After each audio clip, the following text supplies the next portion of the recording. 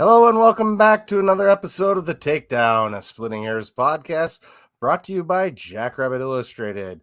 On this podcast, we focus on South Dakota State wrestling. Once again, I'm joined by my co-host, Jordan Schoenrock, and today we're pleased to be joined by Coach Damián Hahn. How you guys doing today? I'm doing good. Coach Hahn, how are you doing? I'm doing good. That's it's championship week, man. Yes. It is. So that's we should dig right in. What do you want to say? Early thoughts on that?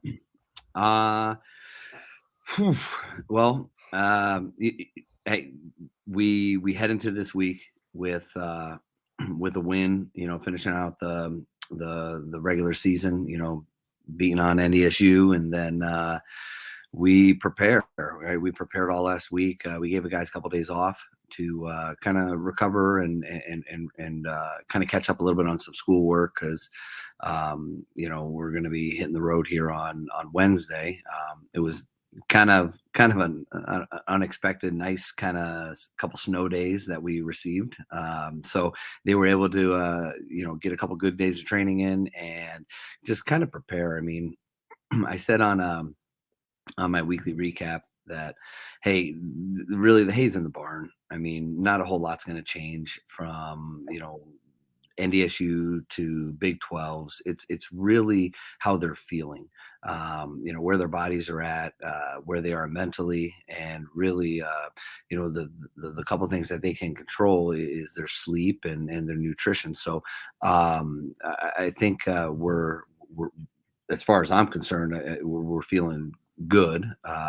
We'll get on the mat tomorrow and on Tuesday, and then we'll hit the road on Wednesday to head on down to Tulsa. So it's really making these guys feel good, thinking they're the best in the world, and going out there and competing. So I like where we're at. So you touched on it a little bit, but we'll touch on the NDSU duel here quick. How was it wrestling in that volleyball arena? I told a couple of people it was awesome. It really was. I know they got the Shields Arena or Shields Center, whatever it's called, and it's a nice venue, but not for NDSU wrestling. I mean, let's be honest. Their biggest duel of the year, it's got to be us. I mean, that's where they're going to get the most fans, and they moved it over to the Bunker Field House, and it was sold out. I think they had 1,000 fans. So that was really, I don't want to say unique or special for them, but usually when we go up there and wrestle, I mean, they're less than 1,000 people in the Shield Center, and the atmosphere is just not there. So moving it over to the Bunker Field House was smart on their part. I do believe they should scrap the Shield Center and wrestle over there all the time, because if they can create that type of environment, it's huge. It's huge for momentum. It's huge for your team going out there and literally having a sea of green, cheering against you. So they did a really good job with promoting it and moving it over there and packing the house. So our guys, when we got there, it was our first time, my first time ever wrestling in that space. So went up and kind of got the lay of the land and got to see it. And, I told our guys, I was like, guys, go upstairs and, get on the mat and just take it in, because it's going to be it should be a crazy environment. And they went up there, we talked when we went back down, and as good as an environment they created, our guys were prepared for it, because we wrestled at a couple places this year, Northern Colorado being one. And let me tell you, boy, they had fans literally a seat over from our bench, and they were just heckling the whole time. So that was a great warm up for heading up to Fargo and wrestling in the Bunker Field House, because our guys were ready for it. It's kind of like West Gym, huh? Yeah, right. I mean, West Gym is another one that, we'll see what happens. I mean, they're talking about, don't quote me on the time frame, but that's going away, and they got to figure something out, because that's where their wrestling room is, and some of the other, I believe some of the other sports, but that building is, I believe it's getting condemned, and they're going to have to move spaces, try and find a new wrestling space, and then obviously they can wrestle in the big arena where the basketball plays. But talk about environments. I mean, that's another one it's great. I mean, they get over 1,000 fans, and it's hot, and they're right on top of you. So yeah, we've wrestled in those type of environments, and this was good because not only is it good for a dual meet, but if anybody has never been down to Tulsa and you're going, we wrestle at the BOK Center, and you're literally in Oklahoma State territory. I mean, you're going to go there for the Big 12s, and it is literally orange and black. So this was a good warm up for our guys to experience a little adversity, because uh the national tournament, I mean, you got how many schools there that are represented, and it is a different feel. But for those dual meets and those tight quarters, like NDSU, Northern Colorado, um, you know Northern Iowa, and even the Big 12s, they're very similar. So it's a great warm up, for what's to come this coming weekend. And I thought our guys performed well. We did one of the, it was funny. I had a reporter from, I don't know, one of their student newspapers up there. And he grabbed me after the match, and he said, good match, congratulations. And then he tried to like diminish our win and he did it very candidly, or not candidly, but like he was just like, it was a great win. Both, NDSU had some guys out of the lineup, and I know you guys did too, but they had some guys out of the lineup, and do you think that affected it? And I said, we had 3 guys out, they had 2, and we were supposed to lose those matches that we didn't have those guys in, and we picked up wins where we needed to pick them up. So no, it didn't affect the duel. If anything, they should have had the advantage, and obviously it went in our favor. So I kind of stopped him in his tracks from kind of diminishing the win. But it was good. I thought our guys wrestled well. Derek Cardinal, man, holy goodness, came out and kept the ball rolling after TJ. TJ goes out and picks up a major, and then Derek Cardinal goes out and gets an overtime win. One of the things with Derek that we consistently talk to him about, it's like, listen, hey, get on legs, right? Take your attacks, because, hey, I think don't quote me on it, but I think he shot 3 times in that match, and he scored on, the one in overtime. And it's like, hey, imagine if you shot 4 times or 5 times, you may pick up 2 or 3 takedowns. And because he's extremely good at finishing when he gets in on those legs. And sometimes he doesn't pull the trigger, and not doing so, guys get on his legs, and it creates a problem sometimes. So he went out there, and he needed to get a takedown, and kind of take away the riding time to bring it into overtime. So I was extremely happy with Derek, because I think that was a match that he needed to kind of, I don't want to say get over the hump, but to kind of spark something for him, because he's good. He's really good. And I thought that was a quality win for him, to show him, hey, listen, man, you're right here with some of these guys. And so picked up that win at 41.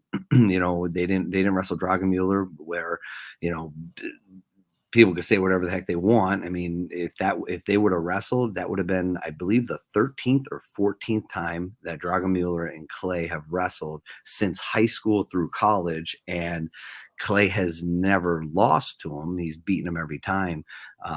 And it's funny because, and I didn't hear anybody say this, but people talk about rivalries, right? And I remember when I was in college, there was one guy that I wrestled, it was like 3 or 4 times, and he called it a rivalry. And it's like, listen, and to be a rivalry, you got to win one, right? You can't just lose every time and call it a rivalry, right?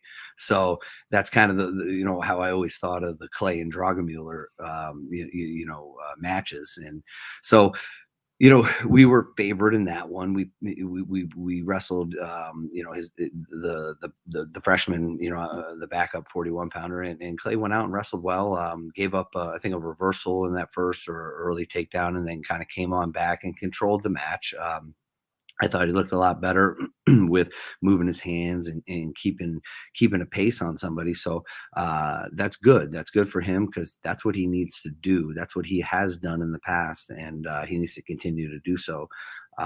Going into 49, you got Alec Martin and Kellen March, and holy goodness, man, that was a barn burner. And if Alec would have rode him out, I believe it would have went into overtime maybe, or man, I'm not sure. We lost on riding time, I know that. But if you would have rode him out, maybe I think it would have went to overtime. But there was a crazy couple scrambles in that match, and I actually got a control mat area because I kept going over to the table because the ref, at one point he was I could have sworn he was holding stalling on March because we were down and March dropped onto our leg and we got into a little bit of a scramble. And I went over to the table and he said, "No, I didn't have stalling." And I'm like, "No, man, I'm telling you, you were holding it. Go check." And he asked the table workers and they were like, "Nope, we didn't see you holding stalling." So I was like, in the heat of the moment, maybe I should have threw the brick. I don't know, because then they would have went back and actually looked, but I could have sworn he had it, and obviously he said he didn't, and we ended up losing on riding time. And I thought he was kind of back and forth a little bit, but he was starting to pick it up towards that end, and that would have been a huge win for him because I think March is like 14th, 15th in the country. Yep.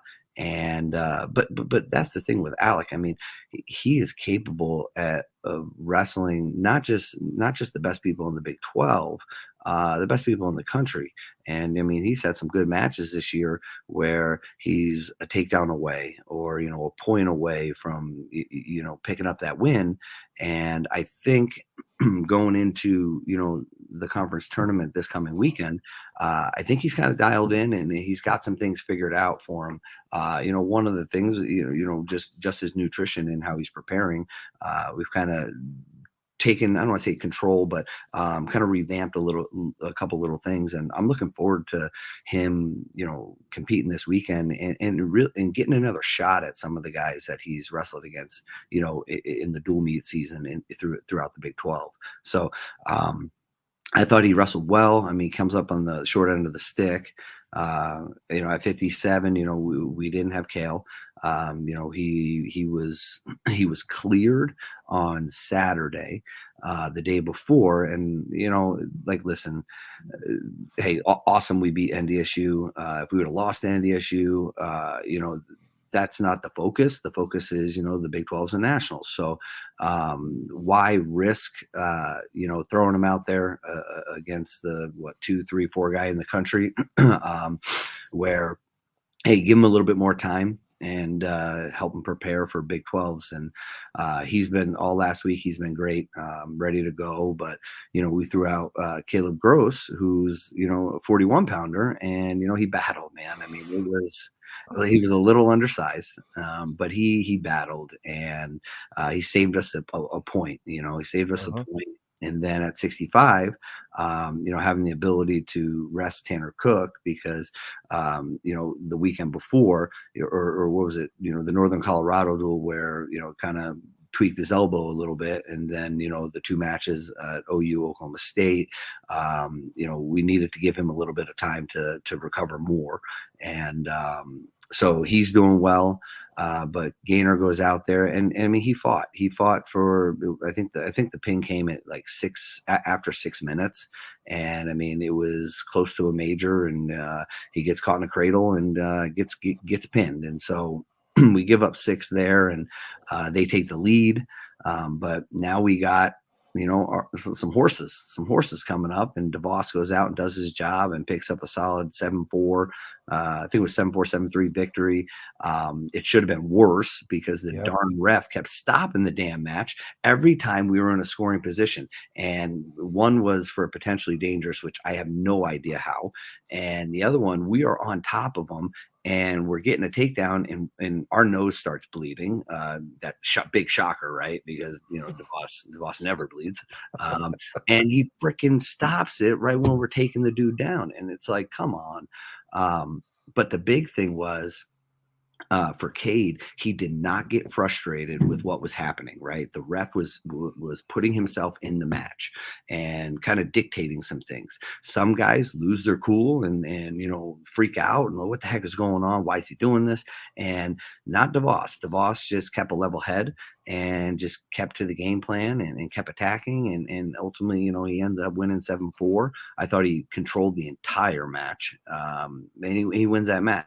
And then Kate King wasn't with us on the trip. He got sick the day before we were getting ready to leave. Wasn't feeling well, so we told him to stay home. And so we had Bennett.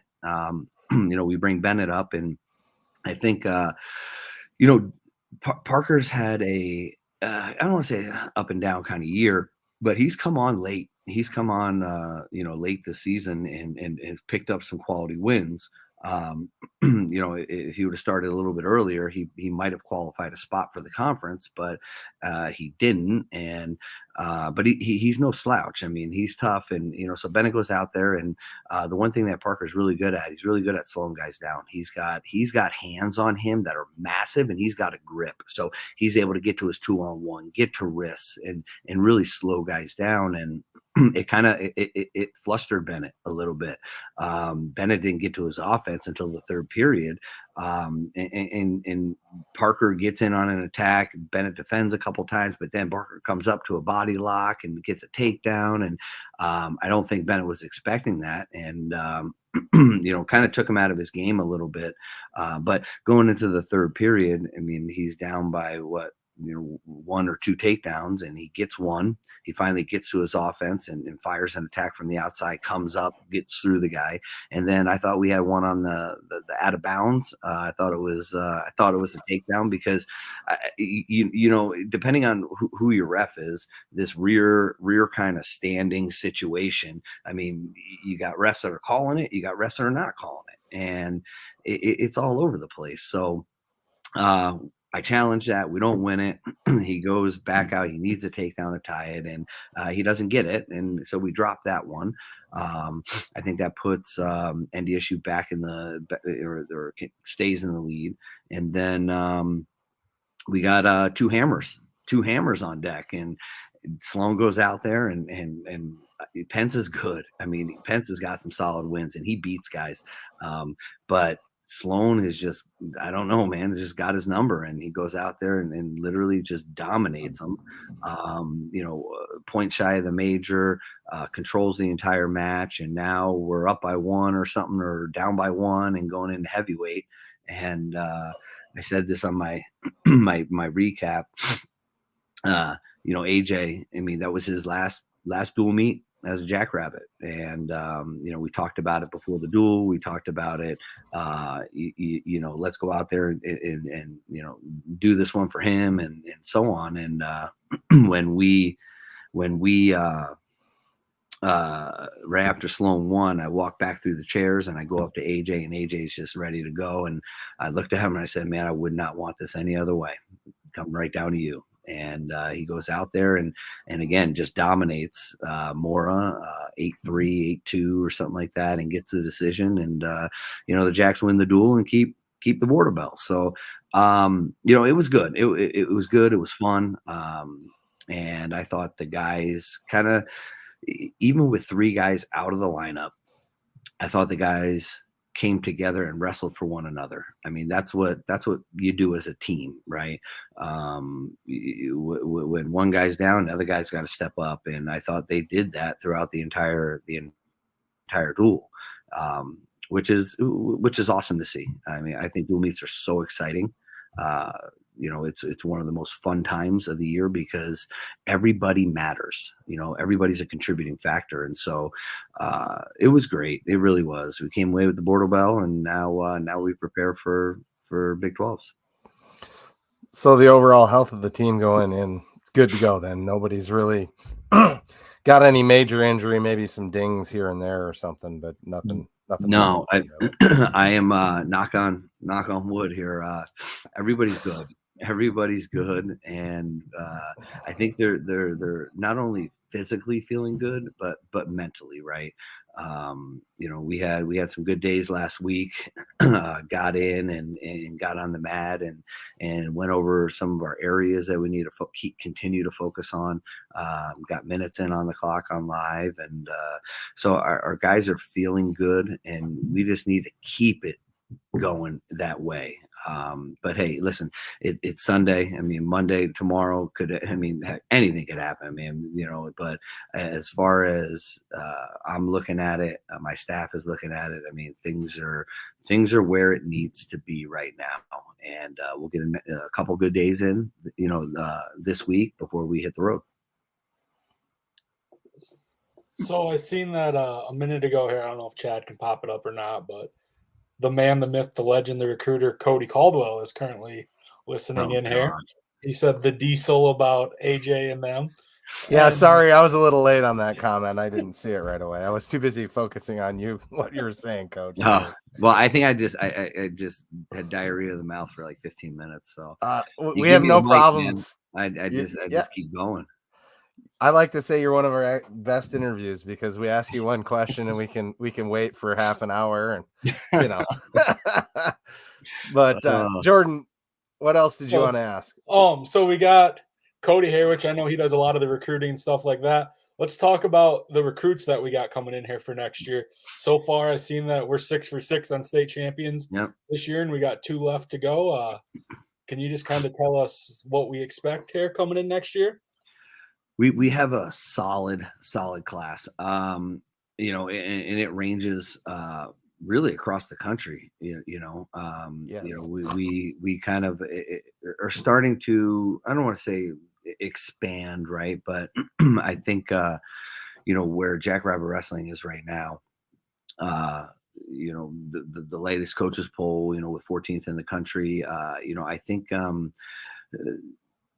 Anybody can be a flash in the pan, right? And just kind of go away. That's not what we're trying to do. We're trying to build something that's sustainable, and having consistency is huge. And I think that's consistency with what we do as a program, our culture as a program, how we handle situations, how they compete. I think that is important. Our staff, our continuity as a staff, it gives people a little bit of reassurance that, hey, I know I can go to South Dakota State and get a great education and be a part of an extremely well wrestling program that is doing something special. So, we've had the ability to kind of reach out and get outside, some of our zones and pick up kids that we're excited about. I mean, like you said, we had 6 for 6, and we have a couple more, competing, these next couple weekends for state titles, and that's huge. I mean, when I think it was my first year here. In that starting lineup, I don't know if we had a state champ in the starting lineup.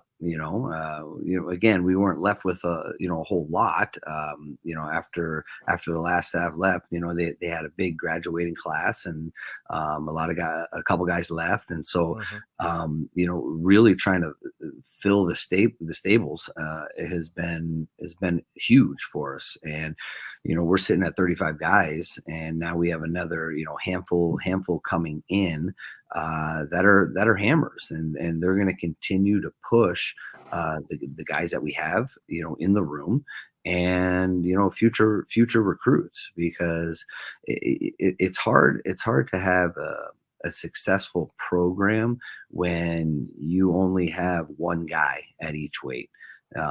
Something bad happens, he goes down, and you're throwing in so and so. I mean, it's hard. So being able to recruit quality kids, athletically, academically, and socially. I mean, I think that's important. I think this class that we're bringing in is one of the best classes on covering all those aspects. For these kids. So, yeah, I'm excited, man. I mean, things are moving in the right direction. Utah, Tennessee. Oh yeah. I mean, we're kind of Missouri, which is kind of Missouri, like Montana. Montana, right? Yeah. Somebody else's area, Missouri. Yeah. It's got to be exciting, Yeah. No, it's getting in fun. kids from It all is. It's fun, and the other thing too, it's and you guys know Brookings unique. It's a small community, but it's a community that, God, man, they bleed blue and yellow. I mean, like that's just the pride is like I've never seen, and you have some of these kids that we're bringing in. I mean, some of them are from small towns, some of them are from big areas. I mean, and coming into a place like Brookings and seeing the community, seeing the support, seeing the university and how the town interacts, and it's one and the same. It gives you a comforting feeling. It gives you a comforting feeling that everybody is on the same page, right? They all want to see what's the best for these kids, and that's fun. On the other side, it helps parents and gives them a sense of security that their kid is going to be looked after, their kid's going to be taken care of, and I think that's important, right? I mean, as a parent, God, hopefully I'm around to see my kids go off to college and do all that, and and if I'm not here, I hope that they go into a situation like we have here, and that I know people are going to look after them and take care of them and provide the opportunities that I know we would as a staff provide them. And so yeah, man, they're coming from all over. I've said this countless times. I sound like a broken record, but I believe I have the best staff in the country. Take me out of it, Cam, Cody, and Brady. I mean, they are unbelievable. And Cam just got back from Wisconsin. The Wisconsin State tournament. Just how they identify kids, how we recruit kids. It allows me to do the things that I need to do in the sense of that they can't, right? When you talk about, the administrative, the fundraising, the alumni, all that kind of stuff. But yeah, I mean, my staff is out there just, recruiting their tails off, and we're bringing in good quality kids. So it's good. So when you guys recruit, you guys look at state champions, obviously, and then when they get here, their next goal is probably going to be a Big 12 conference championship because that's what stands in the way of their ultimate goal. So let's get on to the Big 12s here a little bit, and let's talk about preseason. I know that Chad found an article that said that it's supposed to be out tomorrow, the pre-seeds. Yeah, I believe so. Okay. And what do you kind of expect for the Jacks to look like come that pre-seeding time? Man, so it's funny you ask, because in the past we would have a seeding meeting, and it would be all the coaches. We go into a room, and sometimes it'd be a knockdown drag out, and my guy needs to be here and this guy needs to be there. Well, I didn't mind that. Who knows these kids better than the coaches, right? Now I do believe we as coaches are lazy, and they don't do a lot of the work that is required of us in regard to ranking, seeding, and stuff like that. They know their guy and they'll fight for their guy, and some of the arguments are asinine to me, but they don't they don't know or do their homework on the other guys Sure. in the conference of the country. I mean, and sorry to go off on a tangent here, but No, go ahead. one of the big gripes right now is the coaches ranking. I mean, you got people up in arms. At 133, Roman Bravo Young wasn't. He was third in the last coaches ranking. You got Right. Iowa. Their 33 pounder Brody Teskey. Didn't get didn't qualify a spot because someone didn't put him to be eligible to rank. And so I just feel like, hey, look, we have a responsibility, as coaches, not just to go out there and show freaking moves or do X's and O's and all that. I mean, you have a responsibility. Like, these are your kids, and do your damn job. And we struggle with that. And so in the past, it's been a coaches seating meeting. Well, some coaches, I shouldn't have to do this. And so, okay, so they complained hard enough. And so now it goes to a committee. We have no control over it. It goes to a 5-person panel, and they will go through their checklist and put the people where they feel they should be seated. And it's kind of funny because they have like this criteria. We get our Big 12 handbook for the championships, and they have this criteria, and it goes through, first criteria, second criteria, third criteria. And it was the same criteria that we had when the coaches ranked, and literally nobody would follow it. Like, are you serious? Like this is the criteria. Oh, it's just a guideline. Well, then what the hell? Don't put anything out. Like you have a list of stuff you're supposed to go off of. Do it. And so, I know a couple of the guys on the panel, and I think I respect a handful, a couple of them that I know, and I know they do their homework. I know they're going to look into the finer details and place guys where they should be. But you look at up and down the lineup. I mean, we're going to have I can't remember if they're going to the seed all the way down to 13. They might. But usually they'll go through, top eight, and then they'll draw guys in at times, depending on if there's a need for to seed further. But I mean, I see. I'm going to say 9 of our guys should be seated in the top 8. We have, let's see here, 20 at 25, he's probably going to be 6'7", probably around there. At 33, I'm not sure where they're going to put Derek. I mean, he could be as high as 10th, maybe. At 41, 41 is going to be the tricky one, because everybody is kind of beating everybody except for Alirez. Alirez is the clear number 1. Number 2, 3, 4 is kind of up in the air. I mean, how are these rankers gonna kind of look at it and say, okay, are they going to go off coaches ranking? Are they going to go off, who's beating who? Because they do a point system. And if you're within so many close points, then they can debate it. If they're not, then they stick to the point system of, how people are seated. So, I could see Clay. I would love to see him at 2-3. I don't think that's gonna. I don't think 2 is gonna happen. I think Moses Schwartz will be at 2. But Carter Young has beaten Moses Schwartz. We have beaten Carter Young. So it really all depends, man. I wish I could give you a little more, but I can see Clay being 3-4. 3, 4, 5. I don't know if he'll be at 2, because Moses Schwartz I think has maybe a little bit more wins. Guys in the conference. 49 is going to be interesting where they put Alec. I think he's probably going to be around 8. 8, 8th seed, right around there. I'm hoping. At 57. That's another one, because, okay, you got We lost to Oklahoma State. We never wrestled Missouri. We beat Wyoming. Wyoming is still ranked ahead of us in the coaches poll, which I have no idea how.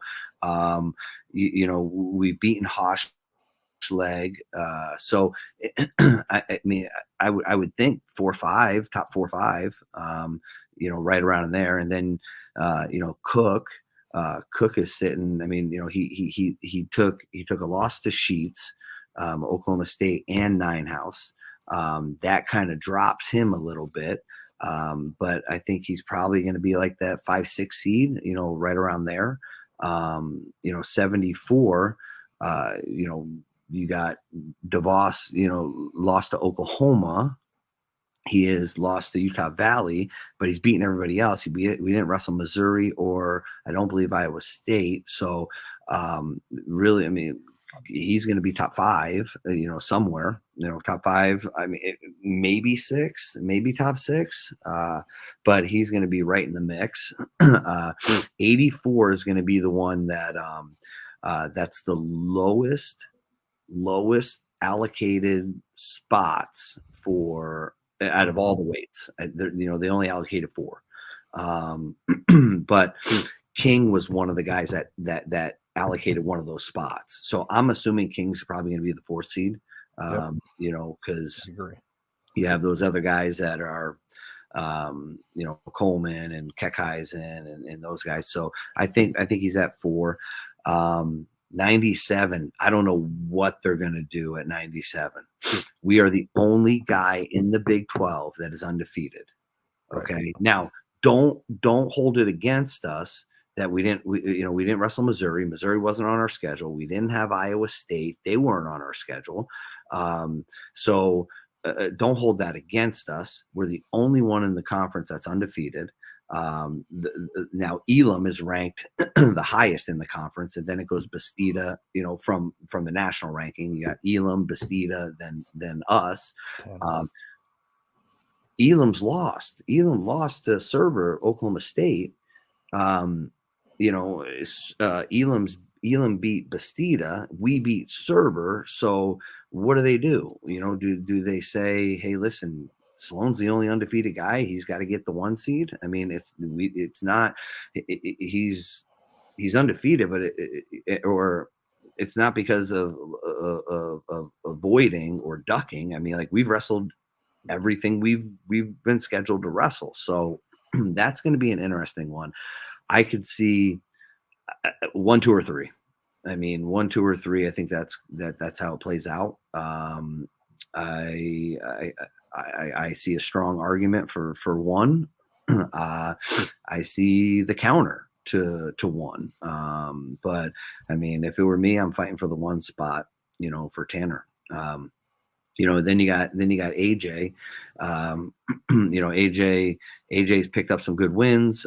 He lost to Wyatt. The one that I don't know if it, say come back and bite you, but we did lose to UNI back in December.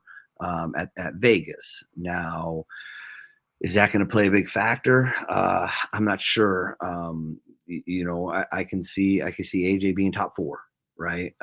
Top 4, and being in the upper part of the bracket with Wyatt Hendricks, Air Force, and probably you look at Heinzelman from OU being the 5, right around there. But I can see AJ going, 3. It really all depends on what they are going to value. What are they going to put value on when it comes to this ranking? If it were me, I'm looking at Big 12, right? This is the Big 12 conference. That's what I'm looking at. I'm not particularly looking at, that, so-and-so beat X guy over here. Like, I mean, that's great, fine and dandy, but let's look at the Big 12. That's what we're seeding. We're not seeding the country here. This isn't the NCAA tournament. So that's what I would be looking at for the most part. And that will help us, and it will kind of, I don't want to say hurt us, but it will go the other way as well when it comes to some of our guys. So, yeah, it's going to be interesting. I think we should have, 8, 9 guys, sitting in the top 8, top 9, for the most part. We did just get a question about, sorry, I clicked the wrong thing there.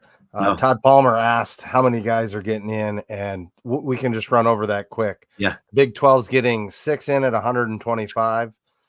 At 133, they're going to get 5 allocations, 141 7, 149 7, 157 7, 165 8, 174 is 6.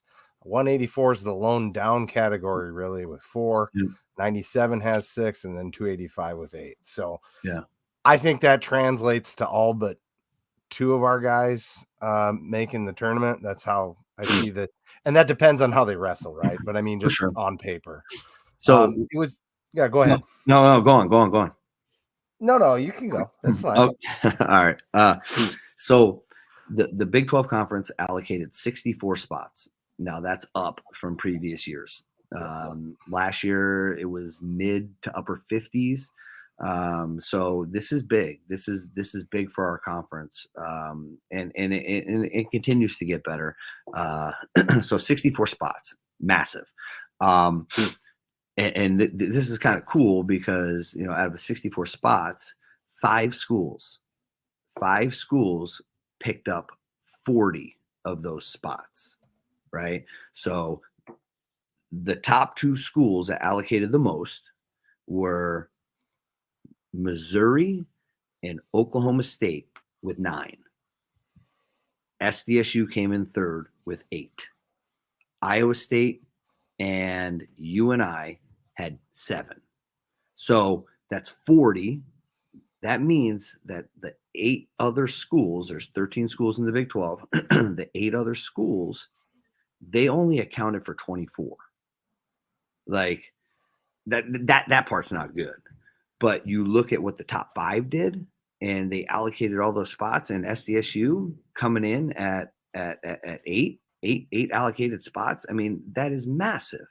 So, like you said before, it looks like 8 guys are going to go, right? I mean, ultimately they have to wrestle. They got to go out there and compete, because what happens is, you have your allocated spots. And then right after the tournament, they put out another coach's rank, they put out another RPI, and then they will redo winning percentage. So those are the 3 categories that determine if you will allocate a spot or not.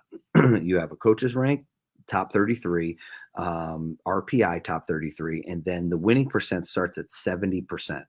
So what they do is they will take basically the coaches, the RPI, and then the winning percent, and basically rack and stack them. And then what they do is they will, you'll have guys that are ranked in RPI that don't have the minimum 70%. So they keep moving up that threshold until it's a 70%, and they can cut off, and they will cut off, usually, I don't know, 3 to 5. Where they'll give at-large bids, for each of those weights. Well, at 184, I think there's like 7 at-large bids, because they couldn't get to a threshold, and they just kept having to raise it up, and then it just cut off, and it was 7 at-large bids. So 8 of our guys, you have to be in. You have to be in a minimum of 2 to allocate a spot, and so. If you go across the board, we have a handful of guys that were in 3, and the remainder were in 2, at least 2. And whether that was coaches rank RPI, coaches rank winning percentage. I mean, if you're in winning percentage at 70%, you're usually going to be in all 3, all 3 of the stuff. And I think the majority of our guys, they were in. I don't want to say all 3, but they were in the ones they needed to be in to be able to allocate spots. And in my time frame here, that's never been the case. To have 8, I don't know what it was like before that, because this system has been around for some time. It got implemented when I was at Cornell, so it's been around for probably I don't know, 13 years, 10 plus years for sure. And the overall goal is they want to get the absolute best 33 wrestlers to the Big 12 or the 33 best wrestlers to the national tournament. And so they look at the body of work throughout the year, and they take into account, hey, say a guy gets sick, say a guy doesn't perform at the Big 12 tournament, but he's the number one ranked guy in the country, he's the number one RPI, and he had the 100% winning percentage, but he went 0-2. Well, he's one of the best guys in the country. He should probably go to the national tournament, and they're going to look at some of those things. So they're trying to make the national tournament more competitive, and they seed all the way down to 33 wrestlers. So it's I don't want to say there isn't that chance anymore that you just get drawn in and you're going against X. Like, I mean, they do their homework, they seed it all the way down. And they go from there. So this has been from that side of things for our program specifically. I'm super happy,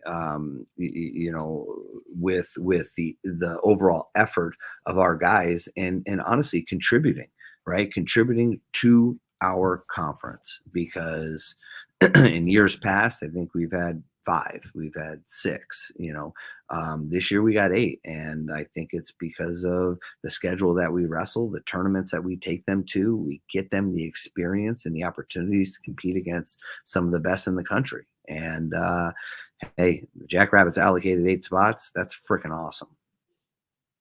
Yeah, it is. Say, Coach, I had read somewhere, are you on a seating committee for like 133? Like, they're Yeah. made up of different coaches? Can you maybe talk about how that process is maybe a little different, or is it the same as the Big 12s? So yeah, so the coaches. So I'm on the NWCA, or coaches rank for the team. And I'm also, I rank 2 weight classes for the country, for the Big 12 conference. Every conference has basically two per weight, right? So it's at 133. I forget who the other one is, but let's say it's me and Doug Schwab. Me and Doug Schwab will rank 133 for the country. Now, every other conference has the same thing. The Big 10 will have 2 guys that rank 133, SoCon, EIWA. So you're trying to get, 14? I think it's like 14 coaches per weight class that rank a weight class. I rank 2 weight classes. I rank 133 and 184. And the one thing that I wish, I hope, I actually applied for the championship committee. We haven't heard back yet. Next, I believe this year might be the last year. They have guys coming on and off, administrators, coaches, and that goes into the allocation process and the seeding for the national tournament. And I don't believe we as coaches, unless you get on a committee like that, you actually know how it operates, because we always have these, hey, I think, we're going to get an at-large bid, and then boom, we don't get it. Why didn't we get it? So I applied to get on one of that committee. Hopefully I do. And, next year I'll have a better understanding of how everything operates. I think I have a decent one. And I can get pretty close to, those at-large bids, allocations. But and the reason why I think I can is I can show you an Excel spreadsheet that literally has every single guy in the country at 133. I can tell you their wins, their losses, who they're against, their RPIs, their coaches rank, their winning percentage. I mean, I take it serious because, again, I'm not just drawing X's and O's. I mean, like, literally, this is my job, this is my responsibility. So I take it serious, and I go through it, diligently. And I can't say the same for other coaches, but 133 is one of my weight classes. And, you got guys up in arms of, the second coach's rank when Roman Bravo Young came out at 3rd, and, coaches are like, how is that possible? How can Roman Bravo Young be 3rd? He's a 2-time national champ. He's undefeated. Well, 2 coaches didn't rank him for some odd reason. They just never ranked him. And so he didn't get any points. So he dropped. And, I mean, we try to make it a little more transparent. They do email out to us, to the coaches. I don't know if it's made public, but they email out to the coaches. Like, I can see every conference and where they rank and who they ranked at what weight class. Then you got to look in and see who is the rep for that conference at that weight. And you can see who's kind of doing their job and who's not, or who's trying to pull a fast one. And I'm going to throw my guy up really high so he gets enough points and, for another ranking. And it's like, come on, dude. Like, really, you got a guy who has got a 500 record and he barely should be ranked, in the top 33. And you look and it's like someone had him at 15. Like, are you serious? Like, come on. Now, they've made it a little more transparent with putting that out to the coaches, but I wish they'd make it like everything just straight live, public, right? I mean, if our coaches are going to do it and there's going to be biases in there, like, hey, let's make it live. Let's go on TV and let's have a show and let's go right through it. And be like, okay, well, here's my justification for X, Y, and Z. Now, it would take days to finish, but I mean, hey, man, you talk about making our sport better. I mean, why wouldn't you? Why wouldn't you try to do something outside the box to create viewership and try to promote our sport? And honestly, what it would do, it would keep people honest. Right, it would keep people honest, and because if they're not, you'd be able to call them out and just be like, man, that's a bunch of crap right there. Like, are you serious? But yeah, so I ranked 33 and 184 for the Big 12, and 2 other guys do as well. And I elected, in the beginning of the year. They said, Damián, what 2 weights you want to rank? And I said, put me down at 33 and 84. And I've followed those more closely throughout the season, just so I can do a better job at ranking those 2 weight classes. Now, like you said before, it looks like 8 guys, right? 8 guys are going to go. I mean, you would think that way. I hope that. But the one kicker that comes into it after the conference tournament, what I said was they do a new coaches rank, a new RPI and winning percent. So if something's catastrophically got to happen, or you have to have one of those bubble guys that qualified a spot. Like take TJ, for instance, at 25, he was in the coaches rank and RPI. Now, he was middle of the 20s. I'm going to say he was as high as 23, 22, down to 27. Now, if he goes and, he takes his spot, perfect. He goes to the national tournament. If he doesn't, now we got to look at, okay, where did he place? Did he place one out? Well, if they're taking 7 and he placed 8th, that's a criteria, taking one out. Another criteria is, it goes back to the coaches rank, right? Are they in the coaches rank? Are they in the RPI? What are their quality wins? Do they have a win over a qualifier? So there are other things that go into it.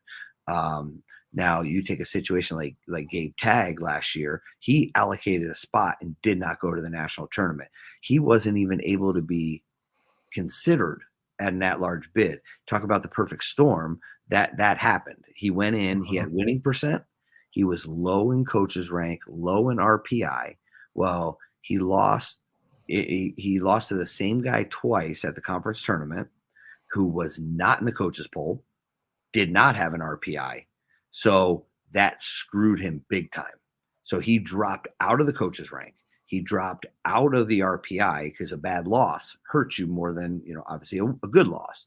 And so he dropped out of those 2 things, and his winning percent dipped right below 70%. So he didn't beat a qualifier. So literally he couldn't even be considered for an at-large bid, even though he qualified or allocated the weight or allocated a spot for that weight class at the conference tournament. And I've had my conversations with the committee and committee members, and I'm like, listen, man, how can you base your allocations off of the body of work that you do throughout the year and not make that a criteria for an at-large bid? So it's like, hey, man, I appreciate everything you did for us this year. You allocated a spot, but you didn't hit a criteria if you had a crappy tournament, right? It's like, no, if you looked at the body of work and what they did, that should be criteria number one. So if they do have a terrible Big 12 or Big 10 or ACC or whatever, they have that criteria right out of the gate. They qualify that spot, they should be looked at. And that's not how they do it right now. And hopefully, we can change that eventually. Thank you for that. Yeah, it was a little in depth. I'm sorry. No, that's awesome. I understand it way better than I thought. I thought I had a good understanding. I got much better understanding. Yeah, like we didn't know last year. I mean, I talked to some of the wrestling minds after the Big 12 tournament last year. And I mean, these are guys that have their own rankings. These are guys that, I mean, they are dialed into it. And we all thought it was like Gabe Tag is going to be considered, for an at-large bid because of everything he did. But we don't see the last coach's rank. We don't see the last RPI. And basically it didn't get messed up. I mean, he fell out. He fell out of those things. And me and a couple of the other guys, we were like, okay, he's gonna be put on the docket for an at-large, and then they're gonna vote and go break it all down. And then afterwards, I talked to one of the guys on the committee, and we went through it, and he's like, Damián, we couldn't even consider him because he fell out of all the things. He didn't have any criteria. And I'm like, no flipping way. And they were like, yeah. So, is it a perfect system? No, it's not, but I think it's pretty damn good. And it just, it just needs to be tweaked just a little bit. And I think we'll continue to get the best 33 guys at the tournament. So speaking of Gabe, I know that we've had a lot of questions about him and Brandon Meredith this year on the pod. How are they just both medical redshirting, be back next year, or what's going on with that kind of stuff? Yeah, it's unfortunate.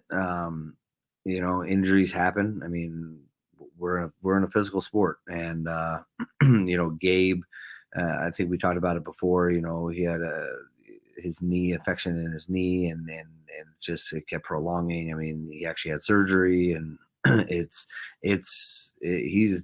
he's not back to where he needs to be.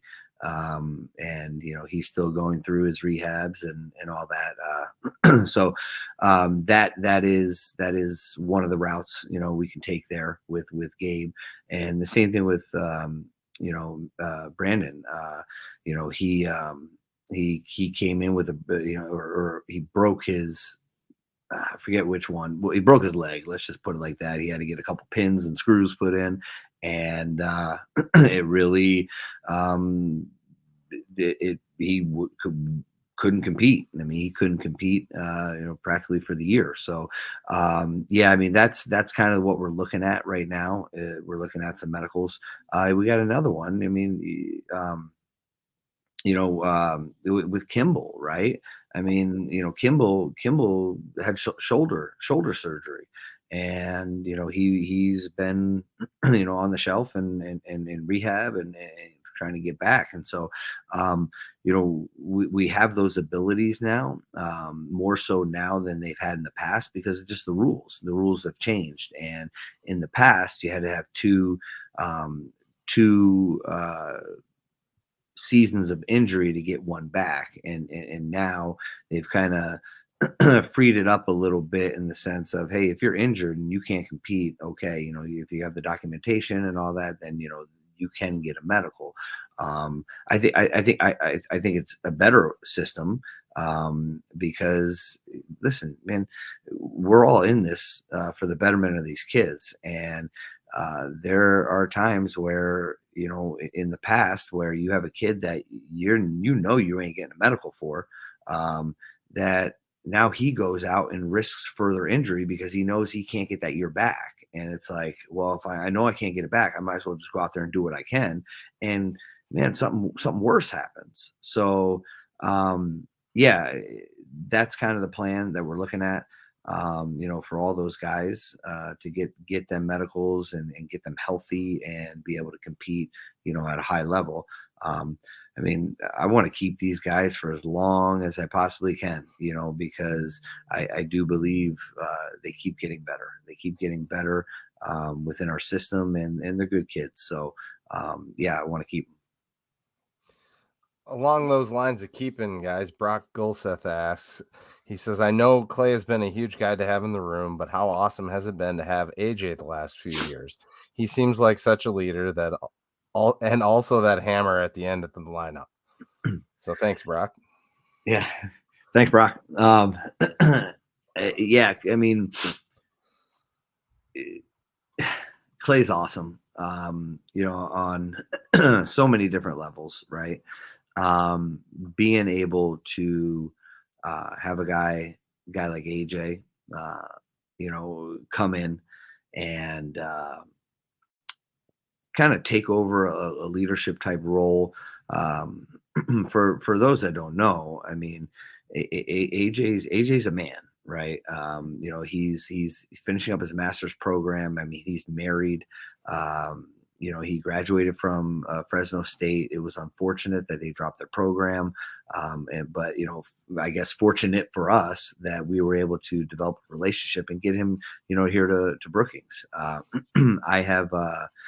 I've never had up to this point a heavyweight like AJ. I mean, in all my coaching career, I've never had a heavyweight like AJ.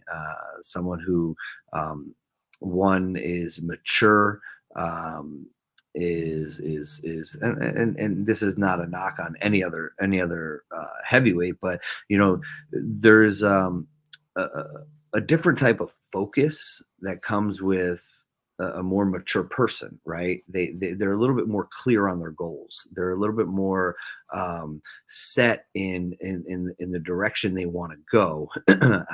And AJ's not just looking at himself and being selfish. I mean, his wife Jessica, I mean, she's here. I mean, they're a team. They're doing this together. And so yeah, I think he brings a different dynamic to our program. And the last couple of years have been just amazing to have AJ.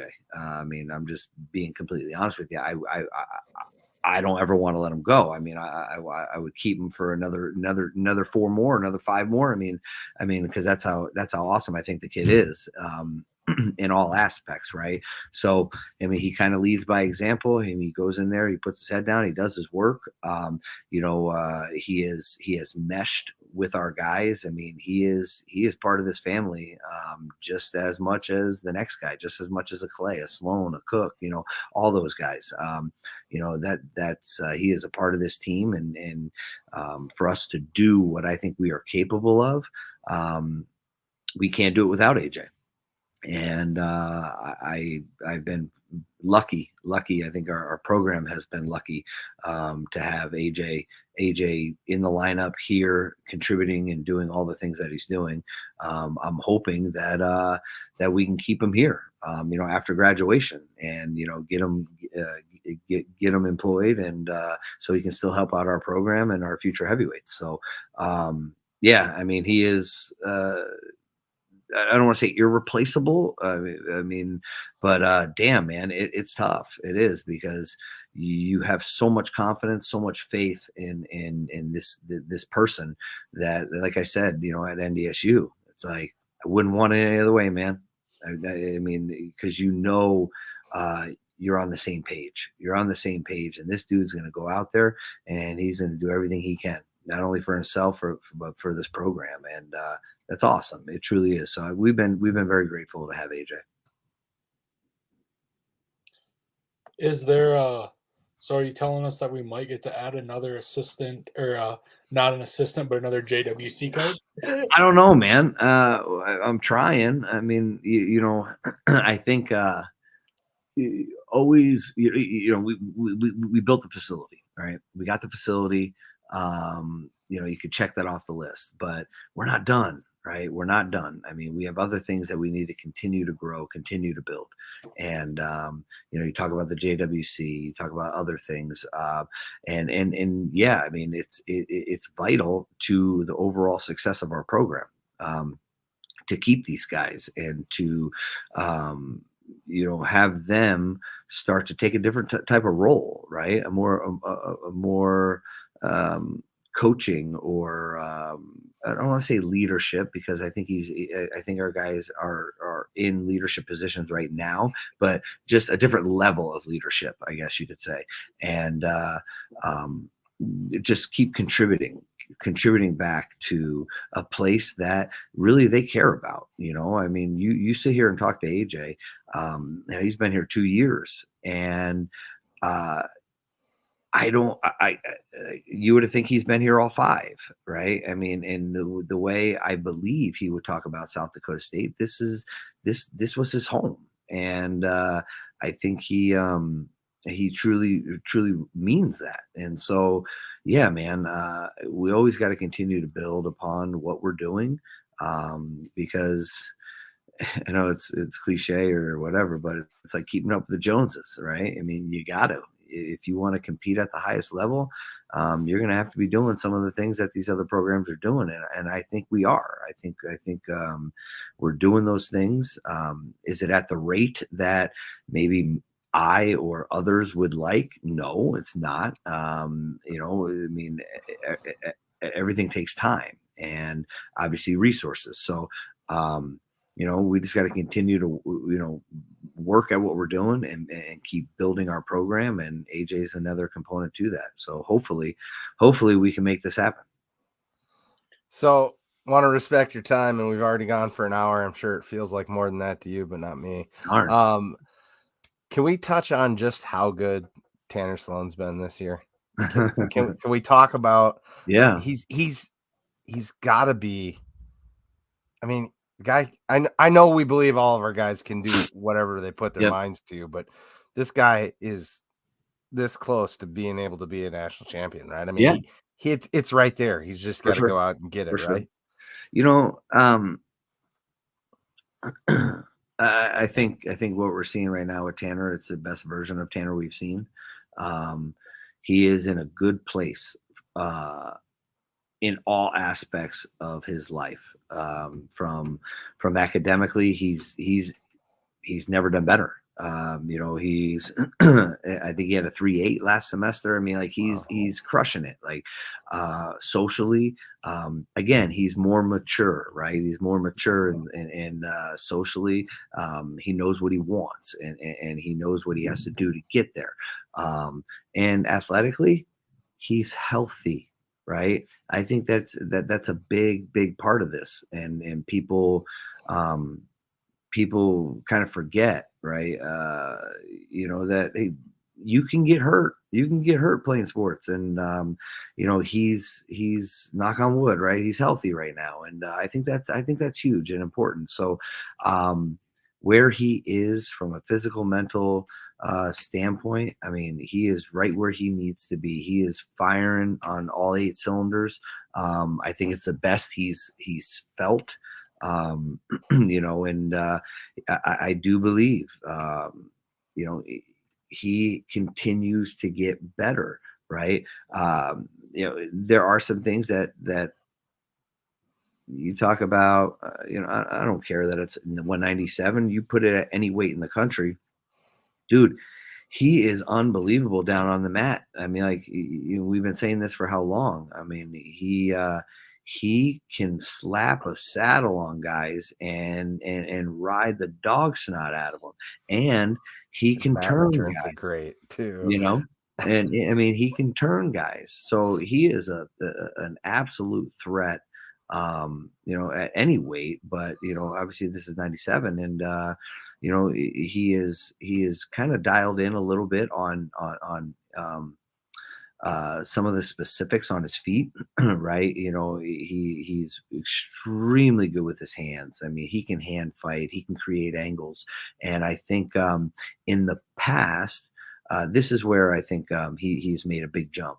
Where in the past, he's so good on top that he would just, I got to get a takedown. I got to take the guy down. I got to take the guy down. And he would take some bad shots, right? He would take some bad shots, get extended. And maybe that's why, he did hurt his shoulder, a couple years ago. But I think he's kind of realized and not get into a panic, right? It's like, listen, I'm going to score. Now, I'm going to score when things present themselves or I create it, not just going out there and forcing it to happen. Now, sometimes you got to force it, but not doing it in a premature way that, leaves him vulnerable. So the things that he's been doing extremely well is really staying in control of the tie-up, staying in control of the match, like really dictating what he is allowing that guy to do. And I mean, I don't know what his takedown rate is or riding time or anything like that, but I'll tell you right now, he takes everybody down. He will get on top. If a guy tries to stand up, he's going to mat return the heck out of you, and he's going to ride and he's going to look for his turns. And it's the maturity of how he's wrestling is night and day from years past. And I think that's where he's made the biggest jump, is just that match, that match management, a little bit more strategy maybe involved with how he approaches, and not letting things rattle him like it has in the past. And I mean, he's doing well. I mean, I'm obviously I'm super excited for all our guys, but especially him, because we've been saying it for so long. I mean, his freshman year, his redshirt year, and he had a solid redshirt year. And then, he's a round of 12, round of 16, and, he battled the injuries, and NCAAs getting canceled. And so, he's dealt with a lot. And I think where he is right now, hey, if it's not broke, don't fix it. Just keep him moving forward. And I'm excited for him because he's, like I said before, I think this is the best version of Sloan we've seen. And man, it's gonna be fun down the stretch. So one last thing here. I know that you probably don't want to look too far ahead, but I'm going to here for you. So we got 2 more tournaments this year that you guys are still focused on, but we only lose AJ next year. That is really from the heart of the lineup. Can you just kind of give I don't want to say preview, but some kind of ticket sales deal to try and get people to buy season tickets next year, as I've already been going crazy on Twitter telling everybody to buy it. So you lose AJ, right? And that's big. I mean, it is. I mean, with the impact that he has made, I mean, it's hard to replace. So you lose AJ, but you look at the younger guys that we have coming on through, right? So every single one, all 9 are back. Not only are all 9 back, but then you add back in some of those other guys. You add back in Meredith. You add back in Gabe Tagg. You add in Dan Kimball. You add in Bennett Berge. You add in some of these guys that have been, within the program, and whether they've been injured or redshirt or whatever. I mean, I've been looking at, the future of this team.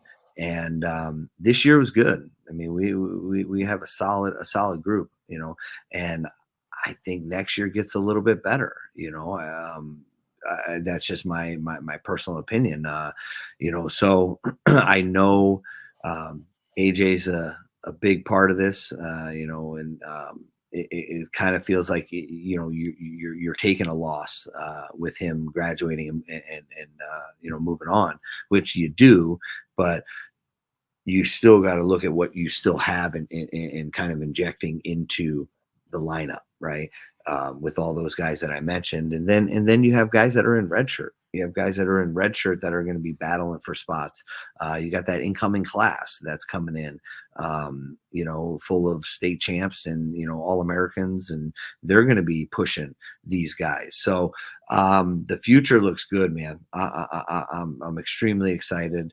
Of what is to come, and we've yet to have since the facility's been built, we've yet to have a recruiting weekend because we kind of got in there a month ago, and we've been right in the heart of the season, so we haven't had anybody out to campus yet. So I'm excited to see bringing some of these kids to campus and showing them I don't want to say the progress, right, but showing them what is capable here at South Dakota State, because I've had coaches from other programs come and see this place and talk to them, and they're just amazed at what we have been able to accomplish from facilities and the direction of the program. And it's always funny when they how'd you do it, or what are you doing, and it's like, freaking I work. Okay, that's what we do. We freaking work. All right, we ain't waiting. We ain't sitting around for a handout. We are freaking in there working our butts off, trying to build this program to a national powerhouse. And that's what it's about. And it's all hands on deck at all times. And that's how we're doing the things that we're doing. And I'm extremely fortunate, right, to have the staff, the kids, and the support to be able to do my job. And so yeah, man, I think the future looks extremely bright. I'm excited for it. And I don't want to say the best is yet to come because, well, I mean, yeah, I guess you could say that because we got Big 12s and nationals coming up, right? So, but yeah, man, it's gonna be fun. There's no doubt. Well, we do respect your time and thank you for always being so generous. Is there anything else you'd like to say before we let you go here? No, I just want to thank, you guys, right? I mean, this is awesome. I appreciate any time I can get on here with you guys. I mean, you guys are huge supporters of, Jackrabbit Wrestling and really a lot of all of Jackrabbit, athletics, but, wrestling in particular. And, it's awesome that we have, I talked about the support. I talked about the fans. It's unique. There's very few places out there that have what we have here. I mean, let's just be honest. And if you're a parent, if you're a recruit and you want a place that is going to take care of your baby boy and mentor them in a way that they're going to go out and change the world, hey man, South Dakota State's the place to be. It truly is. From our administration all the way down. So I'm very, very grateful for all that. All the people that are involved with our program, because it takes a village. And I say this all the time. Sometimes the credit gets pushed, to me, but I am just a small part of the machine, right? I'm a cog, in the machine, and my staff, our support staff, from strength and conditioning, athletic training. I mean, like, everybody has a part in this. So I'm just very grateful for the opportunities, and I enjoy getting on here and talking shop with you boys. So it's always fun, man. It's always good. Well, we appreciate it. Question. Oh, Yeah, go ahead. So as we've told our fans on the podcast that we are going to be making a video of the wrestling room when it's complete. How's that coming? How's the locker room looking? Okay, so of course you asked that. Yeah, right. Well, I know you guys. you guys never go outside, and you guys didn't see all the snow we got last week. I Well, blew it a couple times, Coach. yeah, right. I mean, that was just insane. Like, I'm over the snow right now. Let's move on. But yeah, so lockers got delayed again, and they're supposed to be here tomorrow, right? Tomorrow. Oh. So they get in tomorrow, and then they will build them. They're going to hold off. I asked them to wait now because we're at a critical point, and I asked them to wait. We leave on Wednesday to head down to the Big 12, so they're going to start on Thursday, building them and installing them on Thursday. Now, that's going to happen later in the week, and then the following week they'll be working on them. So we'll be using a different locker room for the time being, probably for about a week, and then we should be able to get back in. As far as some of the other things, some of the graphical things, they're still in the work, still in the process here. I keep finding